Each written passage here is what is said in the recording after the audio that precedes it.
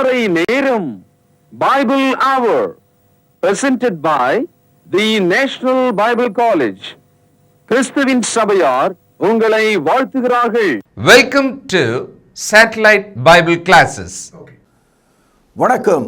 தேசிய வேதாகம கல்லூரி மாணவ கண்மணிகளே, தோழர்களே, பரிசுத்தவான்களே, உலகளாவிய என் தமிழ் சொந்தங்களே, இந்த நாட்களில் வான்வழி வகுப்புகளாக கொரிந்தியருக்கு எழுதிய முதலாவது நிருபத்தை கண்ணும் கருத்துமாக நாம் படித்து வருகிறோம். நம்முடைய நிகழ்ச்சிகள் நடுநிலையானது. நாம் கத்தோலிக்கரும் இல்லை, நாம் புராட்டஸ்டன்ட் சமயத்தாரும் இல்லை. நிச்சயமாக நமக்கும் பெந்தெகோஸ்தே சபை மக்களுக்கும் எந்த சம்பந்தமும் கிடையாது. இப்படி நான் சொல்வதனால இந்த மூன்று பிரிவு மக்களையும் வெறுக்கிறேன் என்று பொருள் இல்லை. அவர்களும் சகோதரர்கள்தான். ஆனால் அவர்கள் மார்க்கத்தை விட்டு மதமாக நடக்கிறதுனால, தங்கள் மனதை தங்கள் விருப்பத்தின்படி வசனத்துக்கு வெளியே போய் பார்க்கிறதுனால, அவர்கள் தேவ வசனத்தை முற்றிலுமாக கைக்கொள்வதற்கு பதில் இங்கே கொஞ்சம் அங்கே கொஞ்சம் என்ற ஒரு நிலையற்ற தன்மை உடையராய் இருக்கிறதுனாலே நாம் அவர்களை கடிந்து கொள்கிறோம். நாம் அனைவரும் ஒன்றாக இருக்கும்போது பலமுள்ளவர்களாக இருப்போம். ஒரு தந்தை தன் மகனிடத்தில் 4 விறகு கட்டைகளை கொடுத்தார். அதை உடைக்கும்படி சொன்னார். பையன் ஒன்றை எடுத்து 2ஆக உடைத்தான். இன்னொன்றை கொடுத்தார், அதையும் உடைத்தான். இப்போ 4ஐயும் துண்டு துண்டாக உடைத்து விட்டான். இப்பொழுது தந்தை அதே போன்ற 4 கட்டைகளை எடுத்து நன்றாக கட்டி மகனிடத்தில் கொடுத்து, இப்பொழுது இந்த 4ஐயும் ஒட்டுமொத்தமாக நீ உடைத்து பார் என்று சொன்னார். அவனால் முடியவில்லை. தனித்தனியாக இருக்கும்போது உடைத்தான், கூட்டாக இருக்கும்போது அவனால் உடைக்க முடியல. இது கிராமத்தில் புழங்குகிற ஒரு கதை. நம்ம சின்ன பிள்ளைகளாக இருக்கும்போது 4 எருதுகள், ஒரு சிங்கம், ஒரு நரி. இந்த கதையை நீங்கள் கேள்விப்பட்டிருப்பீங்க. இந்த சிங்கம் கொழுத்த அந்த எருதுகளை அடித்து தின்ன ஆசைப்படுகிறது. ஆனால் அந்த 4 எருதுகளும் ஒரு சேர தங்களுடைய கூரிய கொம்புகளால் 4 முனை தாக்குதல் தாக்கினதுனால சிங்கத்தினுடைய பாச்சா பலிக்கவில்லை. அதை கண்ட நரி சிங்கத்துக்கு ஒரு ஆலோசனை சொன்னது. இந்த பாருங்கள், உன் மனசு மாதிரி விருப்பமாக நீங்கள் சாப்பிட்லாம், நாளைக்கு இதை செய்கிற அப்படின்னு சொன்னது. என்ன செய்ததுன்னா, நரி போய் அந்த 4 எருதுகள் இடத்துல, நீங்கள் ஏன் ஒரே இடத்துல மேய்ஞ்சு ஒரு ஆளுக்கு 1/4 வயிறு மற்றவனுக்கு அரை வயிறு, இந்த அரைகுறையை ஏன் தின்று நீங்கள் கழிக்கிறீங்க? மாறாக இந்த பாருங்கள், நீங்கள் 4 பேரும் பிரிஞ்சு இந்த பெரிய காட்டில் தாராளமாக புல் மேய்ஞ்சிங்கன்னா நல்லா இருப்பீங்க, சந்தோஷமாக இருப்பீங்க, வயிறு நிறையும் அப்படின்னு சொன்னது.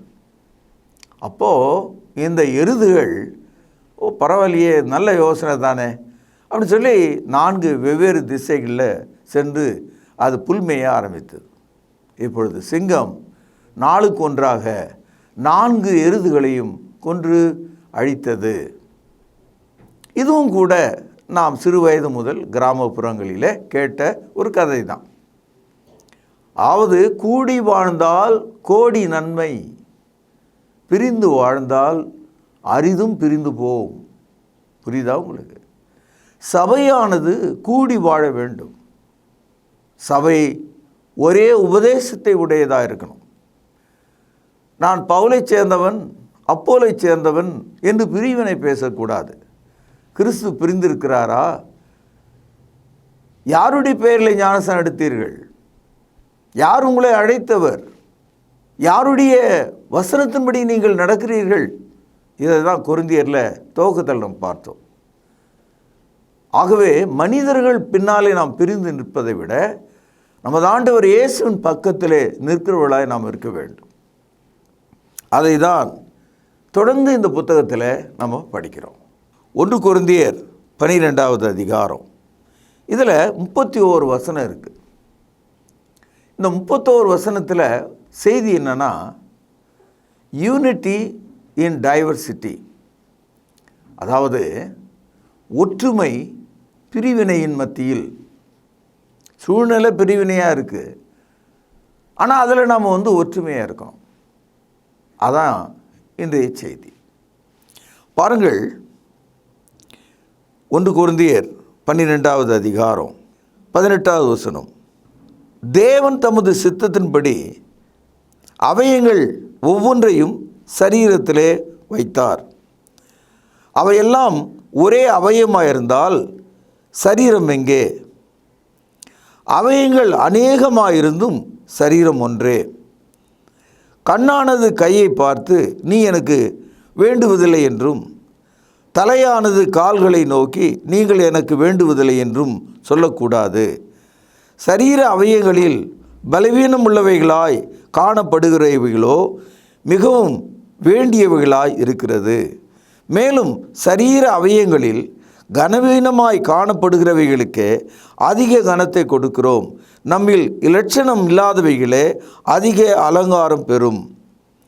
நம்மில் இலட்சணம் உள்ளவர்களுக்கு அலங்கரிப்பு வேண்டியதில்லை.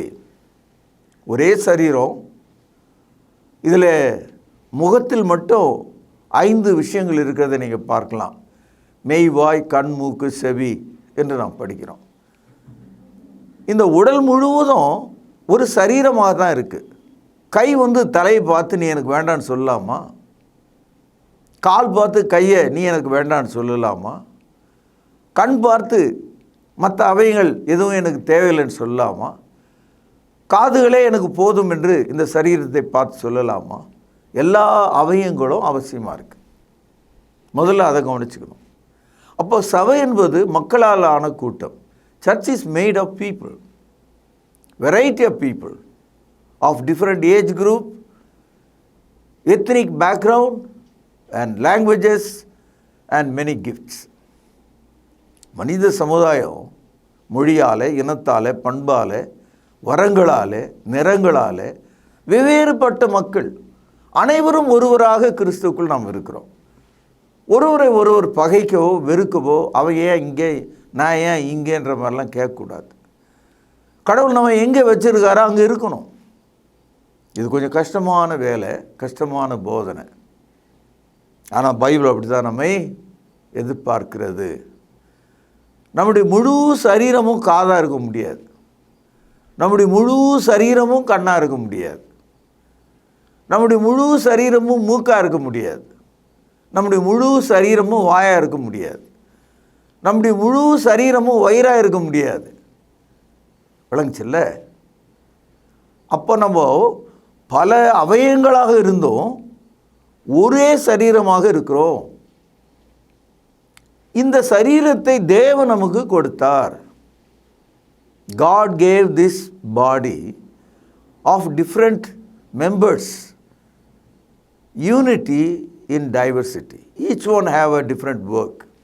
பற்களின் வேலையை நாவுகள் செய்ய முடியாது, இமையின் வேலையை கண்கள் செய்ய முடியாது, நெற்றி எலும்பின் வேலையை தாடை எலும்புகள் செய்ய முடியாது, சுண்டு விரலின் வேலையை கால் விரலின் கட்டை விரல் செய்ய முடியாது. புரியுதா? ஆக நம்முடைய முழு சரீரமும் ஒன்றாக இருக்கிறது. இதில் ஒரு ஆச்சரியம் பாருங்கள். நம்முடைய கண்களுக்கு ஒப்பாக, காதுகளுக்கு ஒப்பாக, வாய்க்கு ஒப்பாக, நம்முடைய நாசி என்று சொல்லக்கூடிய மூக்குக்கு ஒப்பாக ஒரு சிறப்பான அவயம் கிடையாது. ஆனால் குட்டி குட்டியாக இருக்குது. நீங்கள் எங்கேயாவது பார்த்தீங்களா மூக்குக்கு ட்ரெஸ்ஸு, காதுக்கு பேண்ட்டு, கண்ணுக்கு உடை ஏதாவது போட்டிருக்குமோ? நம்ம எதுக்கு போட்டிருக்கோம் பார்த்தீங்களா? ஏன் இதுக்கெல்லாம் உடை போடல? உடை பார்த்தீங்கன்னா சட்டையை காட்டினா பொறுமையாக இருப்போம், பேண்ட்டை கட்டினா கூட பொறுத்துக்குவோம். ஆனால் நம்முடைய அந்தரங்க உறுப்பு இருக்க அதை ஏன் மறைச்சின்னு ஓடுறோம்? உடை முழுது கைண்டால் கூட, ஆணாக இருந்தாலும் பெண்ணாக இருந்தாலும், தன்னுடைய அந்தரங்க உறுப்பை தன்னுடைய 2 கைகளால் மறைத்து கொண்டு இன்றைய நவீனமாக உலகத்து மனித அறிவோடு ஓடுவதை நம்ம பார்க்குறோமே. நான் சொல்கிறது காட்டு மிராண்டிகளை இல்லை, ஆதிவாசிகளே இல்லை, நவீனவாசிகளே. ஏன் உன்னுடைய பலவீனமான அந்தரங்க உறுப்பை மறைக்க நீ விரும்புகிறாய்? அதுதான் நாணம், அதான் வெட்கம். அப்போது தேவன் என்ன செய்கிறாராம், நீங்கள் நினைச்சிட்டு இருக்க மாதிரி பலவீனமான மக்களுக்கு தான் கிருபையை கொடுக்குறார். பலமுள்ளவைகள் தன்னை பார்த்து கொள்ளும் என்று அவருக்கு தெரியும். பாருங்கள், 1 கொரிந்தியர் 12ஆம் அதிகாரம் 24வது வசனம். நம்மில் இலட்சணம் உள்ளவைகளுக்கு அலங்கரிப்பு வேண்டியதில்லை. எது லட்சணமான உடம்பில் உள்ள அங்கமோ அதுக்கு அலங்கரிப்பெல்லாம் செய்ய வேண்டிய அவசியம் இல்லை. மூக்கு இப்படி திருவி வச்சுக்கணும், காதை அப்படி முறுக்கி வச்சுக்கணும் அப்படின்லாம் அவசியம் கிடையாது. ஆகவே லட்சணம் உள்ளவைகள் இவைகள்லாம், இதுக்கு புதுசாக ஒன்றும் செய்ய வேண்டியதில்லை. ஆனால் எதுக்கு தேவைப்படுதுன்னா, பலவீனமான அசிங்கமான உறுப்புகளுக்கு தான் அதிக மறைவு தேவைப்படுதான். பாருங்கள் 23ஆம் வசனம். மேலும் சரீர அவயங்களில் கனவீனமாய் காணப்படுகிறவைகளுக்கு அதிக கனத்தை கொடுக்கிறோம். நம்ம லட்சணம் இல்லாதவைகளே அதிக அலங்காரம் பெறும். அதிக பாதுகாப்பு அங்கே தான் நம்ம கொடுத்துருக்கோம்.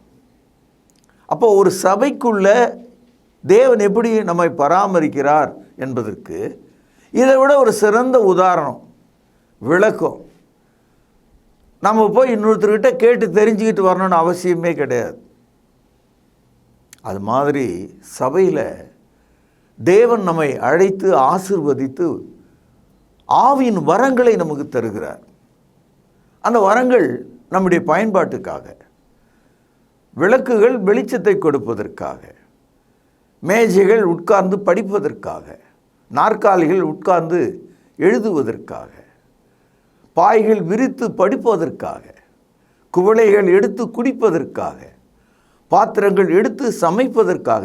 அப்போ நம்ம வீட்டில் இருக்கிற ஒவ்வொன்றுக்கும் ஒரு ரோல் இருக்குல்ல. அது மாதிரி தேவன் நம்மை தமது ஆவியின் வரங்களாலே நிரப்புகிறார். இங்கே பெரிய பிரச்சனை ஒன்று இருக்குது. மார்க்கத்தில் இருக்கிறவங்க, மதத்தில் இருக்கிறவங்க, மதத்தில் இருக்கிறவங்க ஆவின் வரங்களை குறித்து ஏராளமாக தாராளமாக உரிமையோடு பேசுகிறார்கள். ஆனால் இந்த மார்க்கம்னு சொல்கிறாங்க பாருங்கள், நாங்கள் தான் கிறிஸ்துவின் சபை, இந்த மாதிரி ஆளுங்க இந்த வசனத்து பக்கமே போக மாட்டான். அவனுக்கு அவ்வளோ பயம். கேட்டால் பரிசுத்த ஆவி, ஆமாம் இருக்குது, இதுக்கு மேலே அவனால் பேச முடியாது. ஆனால் வசனம் சொல்கிறது, ஒவ்வொரு விசுவாசிக்கும் பரிசுத்த ஆவியானவர் வரங்களாக கொடுக்கப்பட்டிருக்கிறார். சில சமயங்களில் முக்கியமான இடத்துல ஒரு ஃபோன் நம்பர் எழுதணும், அல்லது ஒரு காசோலை செக் எழுதணும்னு வைங்க. அந்த நேரத்தில் உங்கள் கையில் பேனா இல்லைன்னா பக்கத்தில் இருக்கிட்ட, சார் கொஞ்சம் பேனா கொடுங்க, ஒரு செகண்ட் எழுதிட்டு கொடுத்துட்றேன், இந்த கையெழுத்து போட்டு கொடுத்துட்றேன்னு நம்ம கேட்குறோம். அப்போது ஒரு எழுதுகிற ஒரு சின்ன முனை கூட, ஒரு பேனா கூட அவசியப்பட்டால் கடன் வாங்கலாம், கேட்கலாம். வெட்கத்தை விட்டு இன்னொருத்தர்கிட்ட நம்ம கேட்குறோம், சார் கொஞ்சம் பேனா கொடுங்க. அந்த ஆள் கீழே இருந்து மேலே வரைக்கும் பார்ப்பான். இவ்வளோ பெரிய ஜென்மம், இவ்வளோ நகைலாம் நட்டெல்லாம் போட்டுக்குது, ஒரு 2 ரூபா பேனா வாங்க முடியாதா, ஒரு ரீஃபில் எடுத்துகிட்டு வர முடியாதா என்பது போல் நம்ம பார்ப்போம். வெட்கத்தை விட்டு நம்ம கேட்போம். என் சகோதரர்களே, விசுவாசிகளாகி நமக்கு ஏன் தேவன் வரங்களை கொடுக்கிறார்? நீங்கள் சுகங்களை அனுபவிக்க வேண்டும், நீங்கள் ஞானம் உள்ளவர்களாக இருக்க வேண்டும், நீங்கள் அறிவுள்ளவர்களாக இருக்க வேண்டும், நீங்கள் பகுத்து பேசுகிறவர்களாக இருக்க வேண்டும், பகுத்தறிவு உடையவர்களாக இருக்க வேண்டும், விசுவாசம் உள்ளவர்களாக இருக்க வேண்டும். ஆகவே தேவன் நமக்கு ஆவியின் வரங்களை தருகிறார்.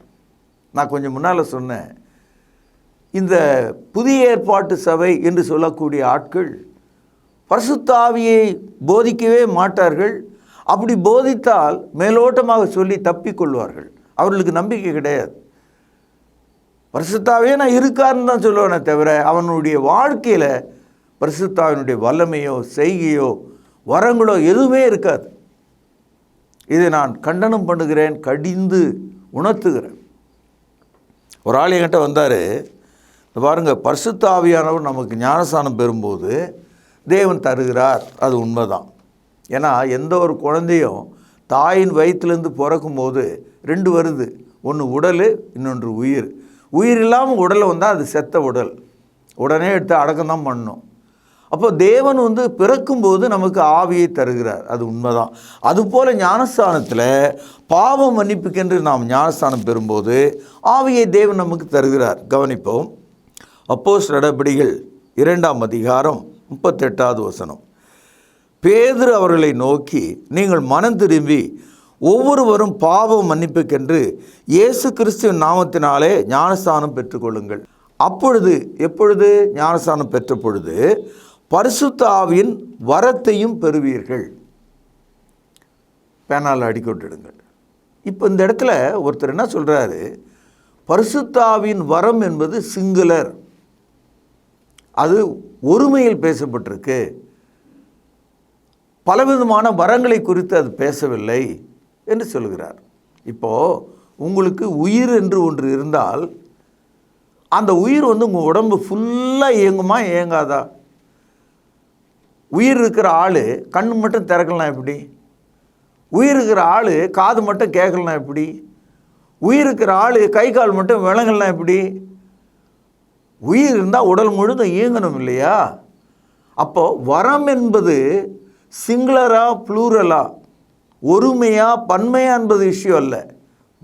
அவர் ஆவியை ஞானஸ்தானம் பெற்றவர்களுக்கு பரிசுத்த வாழ்க்கை வாழ்வதற்கு தேவன் தருகிறார். இந்த இடத்துல வரத்தை என்ற அந்த இடத்துல it is not talking about one or two, singular or plural. Is talking about he is receiving the holy spirit. அவன் பரிசுத்த ஆவியை பெறுகிறான். அப்படிதான் மூல மொழியில் இருக்குது. அப்போஸ்தலர் நடபடிகள் 5ஆவது அதிகாரம் 32வது வசனம். இந்த சங்கதிகளை குறித்து நாங்கள் அவருக்கு சாட்சிகளாக இருக்கிறோம். கவனிங்கள்.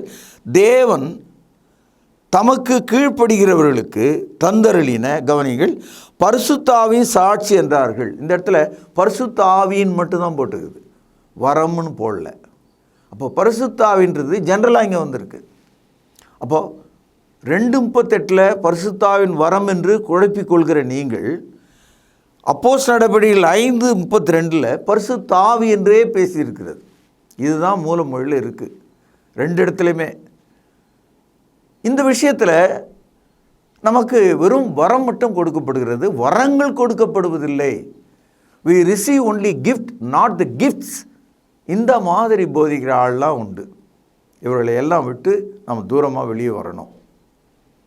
பரிசுத்த ஆவியானவர் நமக்குள் வாசமாக இருக்கும்போது அவர் தமது சித்தத்தின்படி நமக்கு வரங்களை தருகிறார். நம்ம எல்லாராலையும் பேச முடியும், நம்ம எல்லாராலையும் பாட முடியும். ஆனால் ஒரு சிலர் அழகாக பாடுகிறார்கள், ஒரு சிலர் அழகாக பேசுகிறார்கள். நம்மால் எல்லாராலையும் ஓட முடியும், நடக்க முடியும். ஆனால் ஒரு சிலர் மிக வேகமாய் ஓடுகிறார்கள். அப்போது ஒவ்வொருவனுக்கும் ஒரு சரீரம் இருந்தாலும் அதன் மேலே ஒரு சிறப்பான வல்லமை அவனுக்கு கொடுக்கப்படுவதை நாம் பார்க்கிறோம். 14ஆம் வசனம். சரீரமும் ஒரே அவயமாயிராமல் அநேக அவயங்களாய் இருக்கிறது. சரீரம் ஒன்று, அநேக அவயங்கள். 15வது வசனம். காலானது தான் கையாயிராதபடினாலே நான் சரீரத்தின் அவயம் அல்லவென்றால் அதனாலே அது சரீரத்தின் அவயமாயிராதோ. காதானது நான் கண்ணாயிராதபடினாலே நான் சரீரத்தின் அவயம் அல்லவென்றால் அதனாலே அது சரீரத்தின் அவயமாய் இராதோ. சரீரம் முழுவதும் கண்ணானால் செவி எங்கே? அது முழுவதும் செவியானால் மோப்பம் எங்கே? எவ்வளோ விளக்கம் சொல்லப்பட்டிருக்கு பாருங்கள். அதனால் தேவன் நமக்கு பாவம் மன்னிப்புக்குரிய ஞானஸ்தானத்தை பெற்றுக்கொள்ளும்போது பரிசுத்த ஆவியை தருகிறார். அதுதான் சத்தியம். வரங்கள் என்பது நம்முடைய பயன்பாட்டிற்காக, பிரயோஜனத்திற்காக சபையில் ஒவ்வொருவருக்கும் வெவ்வேறாக வளர்ச்சிக்கு தக்கதாக அவர் கொடுக்கிறார். ஒருவன் கிறிஸ்துவனாக இருந்தால் பரிசுத்த ஆவியிலே அவன் ஞானஸ்தானம் பெற்றிருக்கிறான். ஞானஸ்தானத்திலே பரிசுத்த ஆவி நமக்கு கொடுக்கப்பட்டிருக்கிறார். கவனிப்போம். 1 கொரிந்தியர் 12வது அதிகாரம் 13வது வசனம் நன்றாக புரிந்து கொள்ளுங்கள். நாம் யூதராயினும் கிரேக்கராயினும் அடிமையாயினும் சுவாதீனனாயினும், கவனிங்கள், எல்லாரும் ஒரே ஆவினாலே ஒரே சரீரத்துக்குள்ளாக ஞானஸ்தானம் பண்ணப்பட்டு எல்லாரும் ஒரே ஆவினாலே தாகம் தீர்க்கப்பட்டோம். அப்போ பரிசுத்த ஆவியை தேவன் ஞானஸ்தானத்திலே வழங்குகிறார். தேவன் தமக்கு கீழ்ப்படிந்தவர்களுக்கு வழங்குகிறார். பாவ மன்னிப்புக்கென்று ஞானஸ்தானம் பெற்றுக்கொள்ளும் போது ஆவியை நாம் பெற்றுக்கொள்கிறோம். இதுதான் புதிய ஏற்பாட்டு உபதேசம். பரிசுத்த ஆவியை பற்றி அக்கறை இல்லாமல், தெளிவில்லாமல், புரிதல் இல்லாமல் விமர்சனம் செய்கிற மக்களையும் நான் பார்க்கிறேன். பரிசுத்த ஆவியை தப்பும் தவறுமாக இல்லாதவைகளை இணைத்து பேசுகிற மக்களையும் நான் பார்க்கிறேன். நீங்கள் நடுநிலையாக வேத வசனத்தை நன்றாக புரிந்து கொள்ள வேண்டும். Without the Holy Spirit, there is no Christianity. The Holy Spirit is given when you are immersed or baptized in Jesus Christ. கிறிஸ்துக்குள்ளாக ஞானஸ்தானம் பெறும்போது உன் பாவங்களை கழுவுகிற தேவன் உனக்கு ஆவியையும் தருகிறார். இந்த இடத்துல ஆவியை தருகிறார் என்று நாம் படிக்கும்போது பல வரங்களாக அவைகள் நமக்கு தரப்படுகிறது. அது அவருடைய சித்தம். நம்ம எல்லாரும் உயிருள்ள மனிதர்களாக இருந்தாலும் நம்ம எல்லாரும் ஒன்றா ஒரே மாதிரியே எல்லா தாளந்துகளை சக்தியை உடையவர்கள் கிடையாது. அது பிரயோஜனத்துக்காக தேவன் அவரவர்களுக்கு தருகிறார். இப்பொழுது ஒரு செய்தியை நமக்கு சொல்லுகிறார். 12ஆம் அதிகாரம் 4வது வசனம். வரங்களிலே வித்தியாசம் உண்டு, ஆவியானவர் ஒருவரே. ஊழியங்களில் வித்தியாசம் உண்டு, கர்த்தர் ஒருவரே. கிரியைகளிலும் வித்தியாசம் உண்டு, எல்லாருக்கும் எல்லாவற்றையும் நடப்பிக்கிற தேவன் ஒருவரே. மறுபடியும் இந்த இடத்துல இந்த 3 வித்தியாசப்பட்ட வார்த்தைகளை நீங்கள் பார்த்தீங்க. ஆவியானவர், கர்த்தர், தேவன். இந்த 3 சொற்களும் ஒரே விஷயத்தை தான் பேசுகிறது. ஆனால் தேவன் ஒருவராயிருந்து மூவராக செயல்படுகிறார். இதுதான் பைபிளினுடைய அடிப்படை போதனை. தேவன் ஒருவரே, காட் அலோன். ஆனால் இந்த தேவன் தம்மை பிதா, குமாரன், ஆவி என்று தம்மை வெளிப்படுத்துகிறார். ஒரே தேவன் மூவராக செயல்படுகிறார். அதுதான் மீண்டும் இங்கே நம்ம பார்ப்போம். வரங்களில் வித்தியாசம் உண்டு, ஆவியானவர் ஒருவரே. ஊழியங்களில் வித்தியாசம் உண்டு, கர்த்தர் ஒருவரே. கிரியைகளை வித்தியாசம் உண்டு, எல்லாருக்குள்ளும் எல்லாத்தையும் நடப்பிக்கிற தேவன் ஒருவரே. ஆக இங்கே பிதா, குமாரன், பரிசுத்த ஆவி ஒருவரே என்று நாம் படிக்கிறோம். 7ஆம் வசனம். ஆவியினுடைய அனுக்கிரகம் அவனவனுடைய பிரயோஜனத்திற்கென்று அளிக்கப்பட்டிருக்கிறது.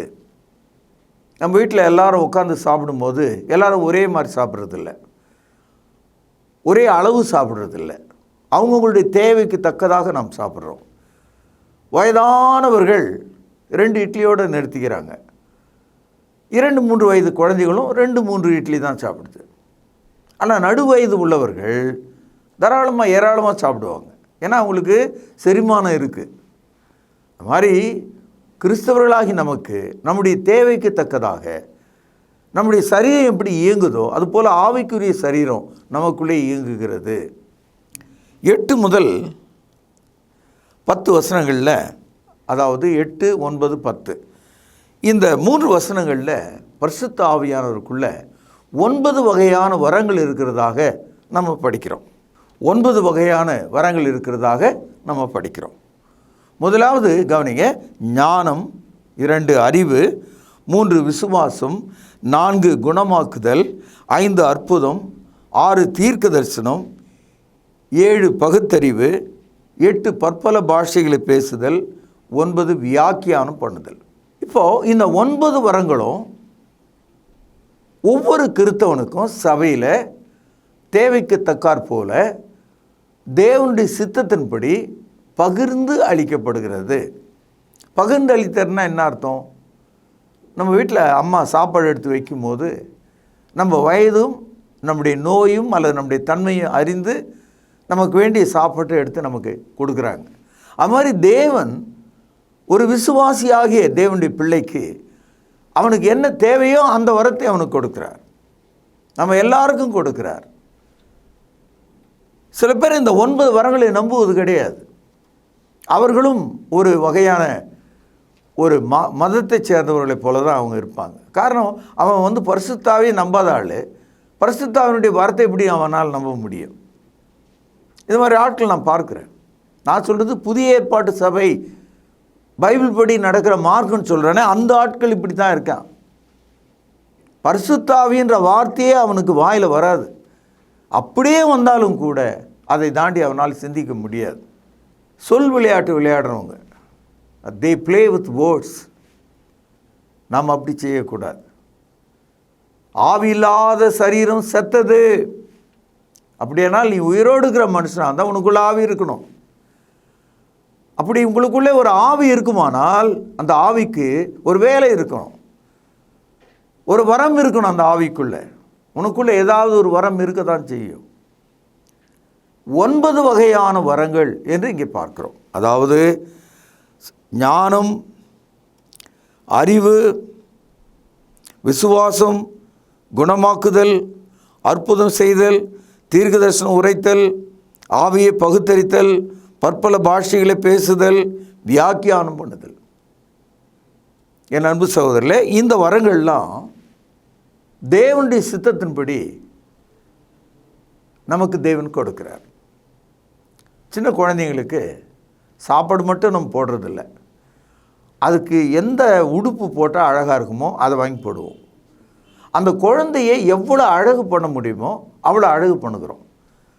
அதனால தான் குறைஞ்சபட்சம் ஒரு ஏழை குழந்தையாக இருந்தால் கூட இந்த 1வது ஆண்டு 2வது ஆண்டுலேருந்து ஒரு 5வது ஆண்டு வரைக்கும் மினிமம் அதுக்கு பிறந்தநாள் விழா கொண்டாடுவோம், கேக் வெட்டுவோம், ஃபோட்டோ எடுப்போம், பெரிய செலவுகள்லாம் பண்ணுவோம். பெருசாக அவர்கள் மாறும்போது, பெரியவர்களாக மாறும்போது அதெல்லாம் விட்டுருவோம். ஆகவே தேவன் நம்மை ஆசீர்வதிக்கும் போது அந்த ஆசீர்வாதம் நமக்கு ஏற்றதாக, அழகாக, பண்பாக மாறுகிறது. தேவன் அவருடைய சித்தத்தின்படி நமக்கு மேனியை தருகிறார். அதுபோல தேவன் அவருடைய சித்தத்தின்படி தமது ஆவியை நமக்கு தருகிறார். 11ஆம் வசனம் கவனிக்க வேண்டிய ஒரு வசனம். இவைகளை எல்லாம் அந்த ஒரே ஆவியானவர் நடப்பித்து தமது சித்தத்தின்படியே அவனவனுக்கு பகிர்ந்து கொடுக்கிறார். கவனிச்சிங்களா? பகிர்ந்து கொடுக்கிறார். நான் பலமுறை உங்களுக்கு சொன்னேன், தேவன் ஒருவரே, ஆனால் பிதா என்பவர் சிருஷ்டிக்கிறவராகவும், குமாரன் என்பவர் நம்மை ரட்சிக்கிறவராகவும், பரிசுத்தாவி என்பவர் நம்மை வழி நடத்துகிறவராகவும் புதிய ஏற்பாட்டில் போதிக்கப்பட்டிருக்கிறது. பிதா தன்னுடைய பணியை செய்கிறார், குமாரன் தன்னுடைய பணியை செய்கிறார், ஆவியானவர் தன்னுடைய பணியை செய்கிறார். இம்மூவரும் தேவனுக்குள் அடங்கி இருக்கிறார்கள். தேவன் ஒருவராய் இருக்கிறார். God is alone, but he performs 3 different personality equally according to his will. முரண்பாடுகள் இல்லாமல் மூவராக பணிகளை செய்கிறவர் ஒரே தேவனாக இருக்கிறார். இதுதான் புதிய ஏற்பாட்டினுடைய ஆழ்ந்த சத்தியம், a deep doctrine. தேவன் ஒருவரே, அவர் மூவராக செயல்படுகிறார். அப்படி செயல்படுகிற அந்த மூவரும் அவரவர்கள் தனித்தனியாக செயல்படுகிறார்கள்.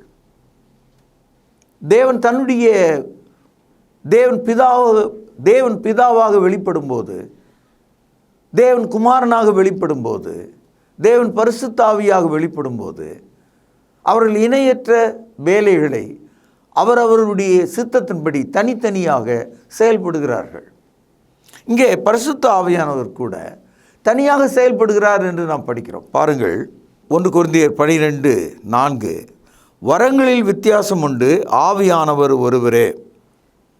இப்பொழுது அந்த ஆவியானவர் என்ன செய்கிறார் என்று பாருங்கள். 11ஆம் வசனம். இவைகளை எல்லாம் அந்த ஒரே ஆவியானவர் நடப்பித்து, கவனிங்கள், தமது சித்தத்தின்படியே அவனவனுக்கு பகிர்ந்து கொடுக்கிறார். இந்த இடத்துல பரிசுத்த ஆவியானவர் தனியாக செயல்படுகிறதாக நான் படிக்கிறேன். அப்படி தான் நீங்கள் உணரணும் அதை. அதே போல் பிதா, குமாரன், பரிசுத்த ஆவி தனித்தனியாக செயல்பட்டாலும் ஒருவராக தேவனுக்குள் இருக்கிறார்கள். அவ்வளோதான். தேவன் ஒருவரே. கிறிஸ்தவம் 3 கடவுள்களை நமக்கு போதிக்கலை, ஒரே கடவுளை தான் போதிக்குது. ஆனால் தேவன் தம்மை வெளிப்படுத்தும் போது மனிதனுக்கு தந்தையாக அன்பு கூறுகிறார், மகனாக ரட்சிக்கிறார், ஆவியாக நம்மை வளர்த்தெடுக்கிறார், காப்பாற்றுகிறார்.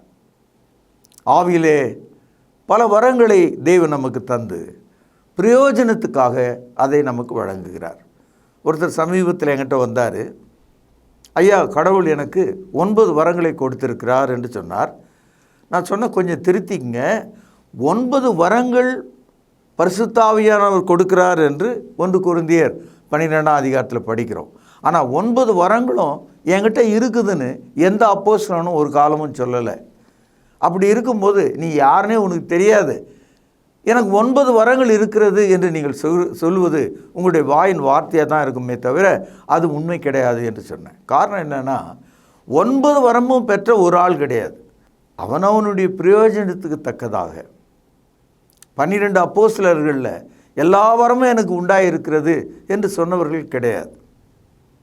அவனவனுடைய பிரயோஜனத்துக்கு தக்கதாக தேவன் அதை அவனுக்கு கொடுக்கிறார்.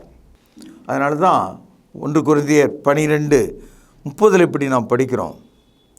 எல்லாரும் குணமாக்கும் வரங்களை உடையவர்களா? எல்லாரும் அந்நிய பாஷைகளை பேசுகிறார்களா? எல்லாரும் வியாக்கியானம் பண்ணுகிறார்களா? அப்படின்னா என்ன அர்த்தம்? எல்லாருக்கும் எல்லாம் கிடையாது. அவனுக்கு பிரயோஜனத்துக்கு தக்கதாக தேவன் தரார். இங்கே 3 வரங்களை குறித்து பார்த்தோம் 20வது வசனத்தில். இப்போ அதுலேயே தெரியுது எல்லா மனிதனுக்கும் எல்லா வரமும் ஒன்றா கொடுக்கல. 9 வரங்கள் தனித்தனியாக பிரயோஜனத்துக்கென்று சரீரமாகிய சபையில் அநேக அவயங்களாகிய நமக்கு தேவன் தந்திருக்கிறார். நாளை இதனுடைய தொடர்ச்சியை கவனிக்கலாம். பிரார்த்தனை செய்வோம். மகா பரிசுத்த நிறைந்த அன்பான தகப்பனே, இந்த நாளிலே நாங்கள் கற்றுக்கொண்ட ஆழமான சத்தியம் கவனமாகவும் சிந்திக்கவும் எங்களுக்கு உதவி செய்தரலும், பொறுப்புள்ள மக்களாக வாழ உதவி செய்தரலும். உமது ஆவியின் வரங்களே எங்களுக்கு தாரும். இயேசுவின் நாமத்தில் ஜெபம் கேளும் பிதாவே, ஆமேன். தொடர்பு கொள்ள வேண்டிய முகவரி: திருமறை நேரம், 58 சர்ச் தெரு, குமரன் நகர், சென்னை 6,82,000. செல்போன் 9385500882. கர்த்தாவே, தேவர்களில் உமக்குப்பானவர் யார்? வானத்திலும் பூமியிலும் உமக்குப்பானவர் யார்?